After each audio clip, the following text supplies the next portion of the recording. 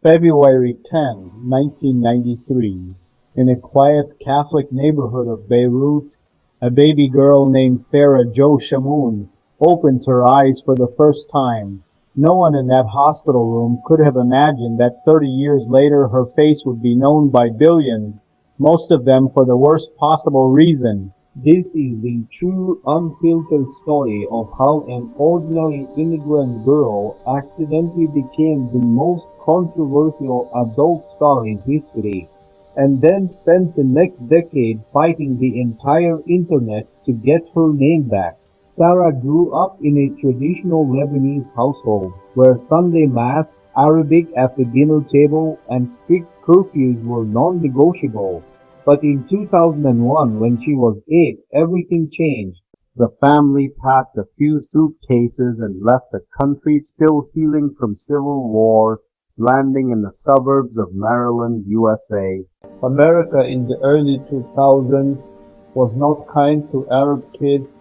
Just months after 9/11, Sarah became the terrorist girl at school.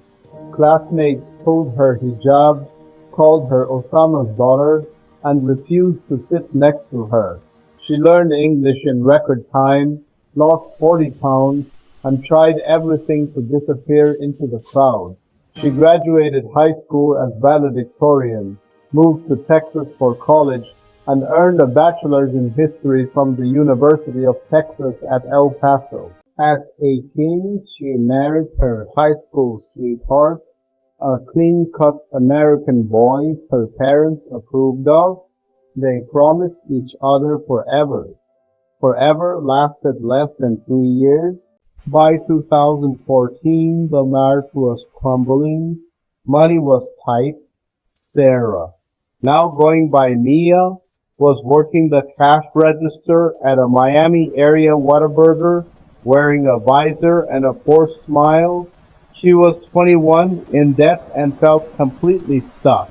One random afternoon in October 2014, while buying groceries, a man in his 30s approached her. "You have an amazing look. Ever thought about modeling?" He handed her a business card for an adult talent scout. At first, she laughed it off, but the idea of fast money to pay bills and maybe leave her husband wouldn't leave her mind. A week later, she did her first nude photo shoot, then her first scene. The producers suggested something edgy, wearing a hijab during the scene. Mia hesitated, but they promised it would make her stand out. The video dropped in December 20. Within days, it was the most viewed clip on the biggest adult site on earth.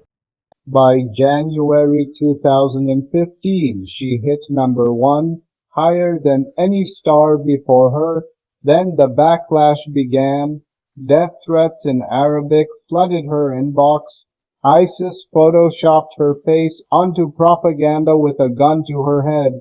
Her own parents stopped speaking to her. Lebanese celebrities publicly called for her to be shamed. Terrified for her life, Mia quit the industry in early 2015 after only 3 months and fewer than 12 scenes. She thought it would be over. It was just beginning. The internet turned her into a permanent meme. Teenagers tattooed her name. Songs sampled her voice. Brands used her face without permission. She moved to Austin, Texas, started therapy, and tried to rebuild. She became a paralegal by day, a webcam model by night, this time on her own platform and her own terms. Slowly she found her voice again, speaking out about coercion and trafficking in the adult industry. In 2018, she started commentating sports, especially hockey and football, with sharp wit and zero filter. Fans loved her. The Washington Capitals invited her to games. She became a regular on sports podcasts and even Twitch streams. In 2020, she divorced her first husband and later married Swedish chef Robert Sandberg in a small backyard ceremony, this time on her terms. They separated in 2021, but remained friends. She also sold her famous thick-rimmed glasses and body cast from a breast surgery for over $100,000, donating everything to charity.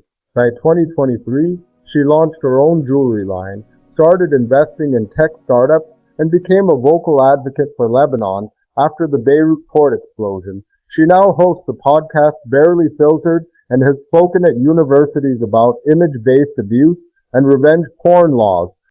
She has openly discussed battling depression, alcoholism, and PTSD from the threats and harassment.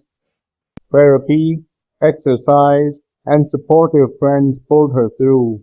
Today, at 32, she says she finally feels in control of her own story for the first time in a decade.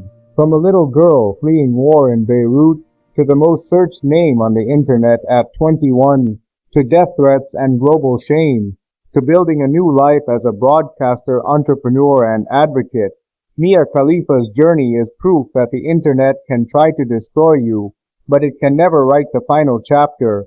That privilege belongs only to you. Thank you for watching the full story. If it moved you, please like, subscribe, and share. And remember, your past is just a story. You get to decide what happens next.